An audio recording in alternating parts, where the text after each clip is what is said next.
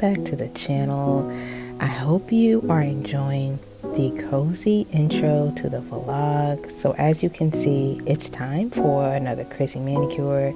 Child, my hands have been through the fire, through the storm. And so I wanted to kind of share with you my manicure routine. I've been doing my nails for so long, and it's proven to be quite financially feasible and beneficial for me.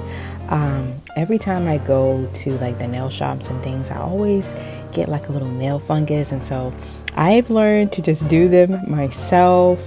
Granted, they don't always last as long, but it's absolutely relaxing, and I really enjoy doing this process every so often. And so I hope you enjoy, get some nail tips. I am in no means a nail aficionado or expert, honey. I'm just sharing with you how I do my process. I've seen a lot of people do manicures in different ways, but this is just how I do it, and I wanted to share it with you.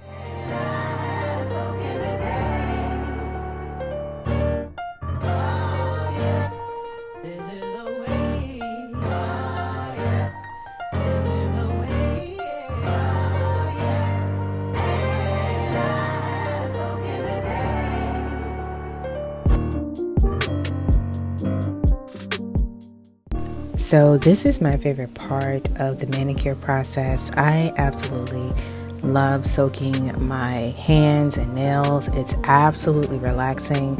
I had such peeling on my nail bed, and usually I put a little olive oil in the water, which is kind of what you see here, and a little bit of soap, and that has really helped with healing my nail bed. But of course, I hadn't really been taking all of my vitamins like I should over the past few weeks because life has been lifing, and so my nails have said, girl, we're gonna be peeling all the day long, so it's been very helpful, and this manicure was absolutely necessary. But the olive oil works wonders. Okay, olive oil for the nails and anointing oil as well. Amen, amen.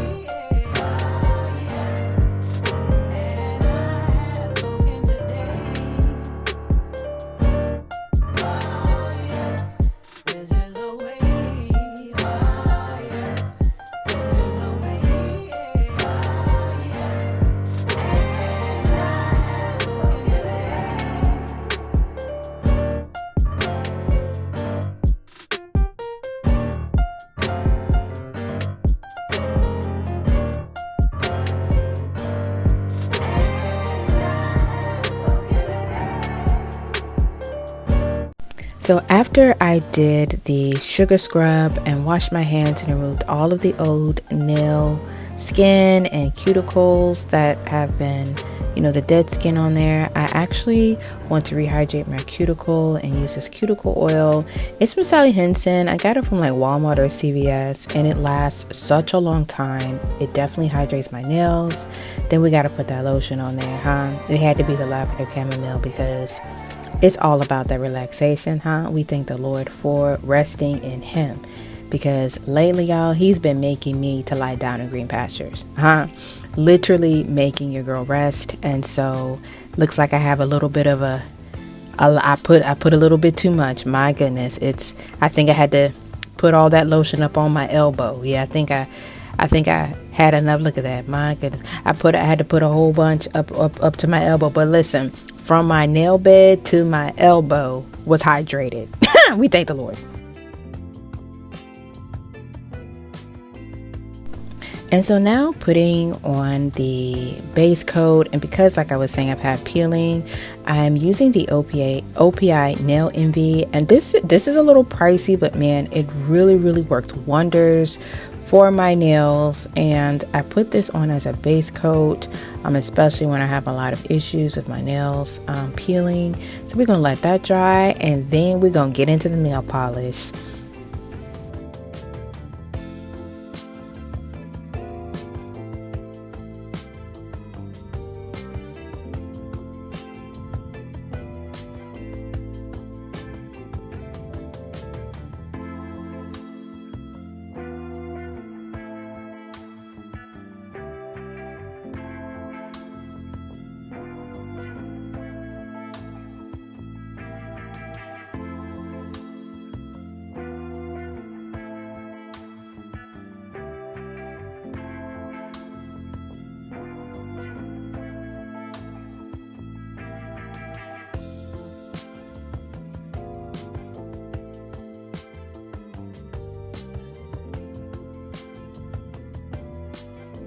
And so because it's fall, I had to do this berry wine color, and it is absolutely stunning. So the colors are Kendra, and the color on my ring finger is Etta by Zoya, and I will link in my previous video kind of like my nail polish collection, so you can kind of see some of the colors. But I was definitely drawn to these berry colors as well, because Jesus is the new wine, my God, you know, so I will turn anything into a sermon, my goodness. So look at her go. And we let that dry for 2 minutes between each coat, and got the top coat on there too. And so these nails actually lasted me probably, I would say, about 7 days or so, and then it was Chip City. Chip City from here on out.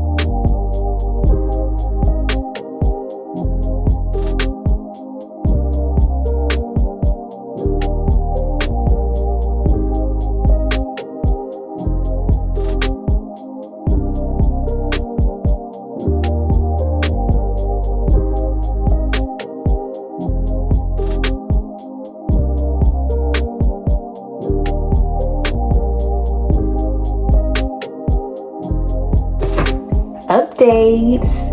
Updates. Okay, so I have been enjoying my fall reading.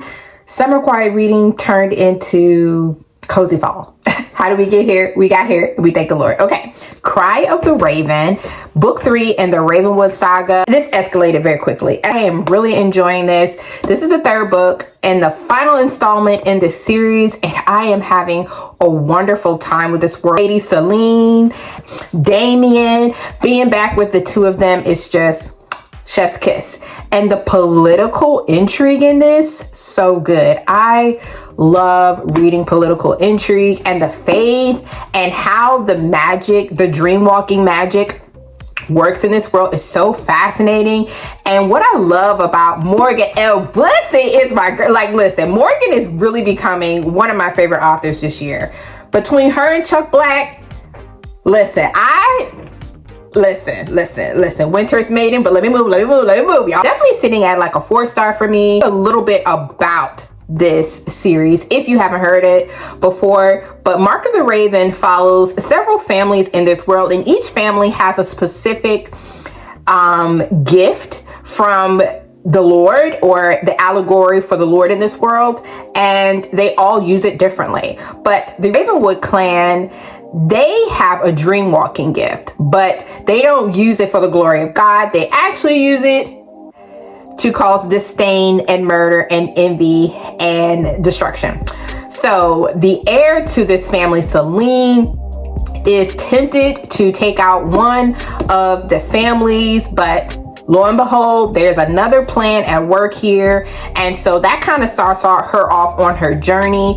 And I just really am enjoying this a lot. Beneath the Forsaken City, this is book 2 in the Song of Seare series. This also is a Christian magical fantasy, Irish inspired fantasy. So thank you, Tammy, for helping me get straight, because I couldn't tell if it was Irish or Scottish, but I appreciate you, girl. This is book 2 in the series, and I'm thoroughly enjoying it. I read book 1 probably a couple months ago, so I will link that blog if you would kind of see what my thoughts are with the initial book. But I absolutely thoroughly enjoyed book 1 in this series, and to read book 2 once again dropped right into the middle of everything, and things just escalated so quickly. I'm about 30% of the way through this book, and it is just giving all the things: betrayal, love, war. The faithfulness is so good, definitely on time for me where I am in my walk. And the Lord uses anything to minister to us, to get our attention, to teach us something. And this book, the Lord is really teaching me about dependency, ultimate dependency and trust in Him and in His way, and relying completely on Him in everything. And so I just really love what this book has already given to me in my enjoyment of it. And Connor and Anne, and Connor is a warrior, and Annie, she is a healer, and their lives have intersected. And the political and social economic world, and there's a lot of war. There is a lot of political intrigue as well. The pace is so good. Like, I was like, okay, I need to put this down because I got to go to some other books. I can't sit here and read the whole thing. Or could I? Okay, or could I? Shadow by Kara Swanson. This is book 2 in the Heirs of Heirs of Neverland duology. And man, this once again, we're just starting off with a bang with all of these books, child. Okay, all of these are just doing the things they're supposed to do. So I'm thoroughly enjoying this as well, and the shadow and the magic in this world. This is a Peter Pan retelling. Maybe I would actually say maybe a reimagining, because it takes the Peter Pan, what we know of Peter Pan, and totally reverses a lot of the story in of itself. But if Peter Pan is like one of your favorite classics, tell me what you think of this if you have read it. And if Peter Pan is one that you really enjoy, you might enjoy this if you like more darker, semi-adult themes as well. The second book, and I don't really want to go in too much detail.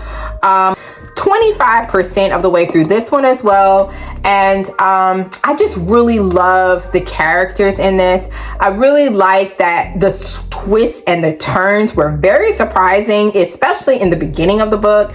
Even now, through making my way towards the middle or the second act of the book, I find that there's so many twists that are happening and that I'm really enjoying them. Because, you know, sometimes a twist can be like, okay, well, I guess that's okay, but then that's the only twist and the story kind of takes off in a different direction. But I feel like there's going to be even more twists that happen. And being that this is the final book in the duology, I'm super excited to see where it lands for me. I really am enjoying it. So book one actually follows a girl named Claire, and her brother ends up being one of the lost boys from Peter Pan. And she's on this journey to try to find her brother and to try to find Peter Pan so she can rescue her brother. So essentially it's a search and rescue. The story is set, the first book is set in England, in London, and I love that. This one is actually set in Neverland, and so that in of itself is so fascinating. The world is very dark and haunting and interesting, and to really see maybe some of the nuances behind Peter Pan's magic and how Neverland operates, but also there are some deeper themes of grief, of identity as well. But like I said about the first book in my other video, this is not necessarily a lot of faith is up front. This is very, I would say this is more inspirational. I'm having a good time. So good. I cannot wait to finish this. And a surprise, surprise, where the mood goes, I felt especially inspired to reread a favorite of all time, which is The Harbinger by Jonathan Kahn. You guys, this is my third time reading this book. I absolutely love this book. This book has been incredibly impactful. I've been reading it with my sissy and my auntie, and I have just thoroughly enjoyed this book. And it's just rereading it in community just hits different. You know, actually describe this book because it's just something that's just completely different and nuanced. This does dive into current day end times prophetic events that have happened since 2001 all the way through 2012. So if that sounds interesting to you, or if you have heard of Jonathan Kahn, definitely want to check this book out. I highly recommend it. I've read several of his other books, but this by far stands high and above them, others that I've read. And I just love this book so much. Such a timely book to read right now, actually, for me and my walk. So the Lord is out here just doing all the things, teaching and growing your girl, because she's a work in progress.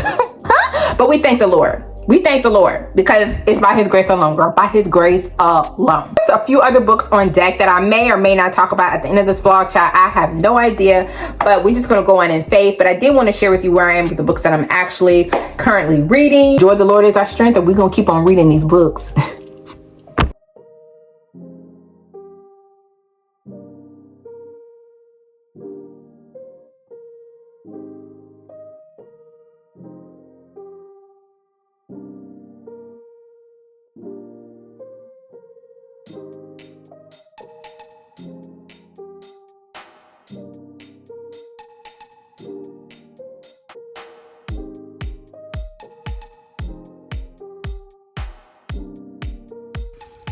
Okay, touching in with a friendly update. Beneath the Forsaken City. For first, like I said before, it dropped me right in. But what's happening right now in the story, girl, you better run for the hills. Run. I say run, Anya, run. Oh Lord. And then you got Connor. Oh, it's like, no, please don't be drawn away. No, it's true love. No, don't give up. But it's like, what would you do if you were in that situation? The evidence will be real shaky, man. Beneath the Forsaken City, y'all, it's giving the business. I'm gonna get to that in a moment. And Shadow is going good. But at the forefront, if we're talking about at the forefront, Beneath the Forsaken City is giving the things. It's giving the things. It's giving the tension. It's so beautifully written. It's so beautifully written. And literally, like, let me know in the comments down below if you've read Beneath the Forsaken City or if you've completed this series. Because I will say, I'm a little mixed up about the clans and the different factions in the world itself. It could be a little fleshed out a little bit. And that could just be due to the Irish lore that's a part of the story too. And I'm not as familiar with that, but it could just be, it's a very big world. And there is a lot of political intrigue that's happening. And I'm here for every scrap, every piece. Girl, Cause girl, run for the hills. The next day. 288.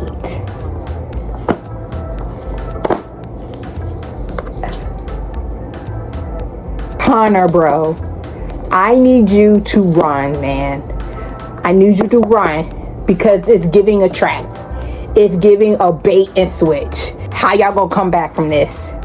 The Lord will redeem, but the path to redemption. Connor and Aunt, like, this book is giving the things like romance. Girl, listen, romance is your bag. This is giving. I'm about to pick up book 3. Let me tell you, I only got that much left. I guess 15% left. He got himself in a situation and he don't even know it yet. Sir, what is he gonna do? He is in the pickle jar with the lid on tight. It's stuck. He can't, I don't know. Ooh, I kind of was expecting Anna to be the one to, not you, man. Not you, man. This is good though. I ain't gonna hold you.